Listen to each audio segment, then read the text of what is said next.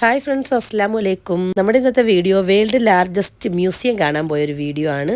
വീട്ടിൽ നിന്ന് ഇറങ്ങിയപ്പോഴേ നമ്മൾ ഫുഡൊന്നും കഴിക്കാതാണ് ഇറങ്ങിയത്. അങ്ങനെ നമ്മൾ ഓൾഡ് സാൽമിയയിലുള്ള ടീ ഗ്രില്ലിലാണ് പോയി ഫുഡൊക്കെ കഴിച്ചത്.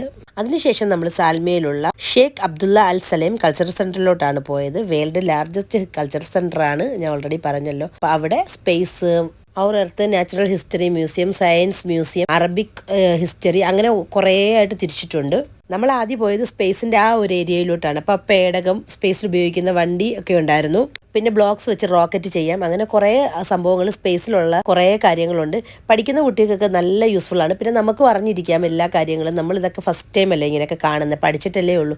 പിന്നെ നമ്മൾ ഔർ എർത്തിലാണ് പോയത്. അപ്പോൾ അവിടുന്ന് പേള്, പിന്നെ പെട്രോളൊക്കെ എടുക്കുന്ന അതിന് ഭൂമിയിൽ എന്തൊക്കെയാണുള്ളതെന്ന് വെച്ചിട്ട് അത് ഡീറ്റെയിൽ ആയിട്ട് കൊടുത്തിട്ടുണ്ട്. പിന്നെ നമുക്ക് ഇൻട്രസ്റ്റ് ആയിട്ടുള്ളതും ഞങ്ങൾ കൂടുതൽ കാണാൻ ആഗ്രഹിച്ചതുമായിട്ടുള്ള ഒരു സംഭവമാണ് ഏജ് ഓഫ് ദി ഡൈനോസേഴ്സ്.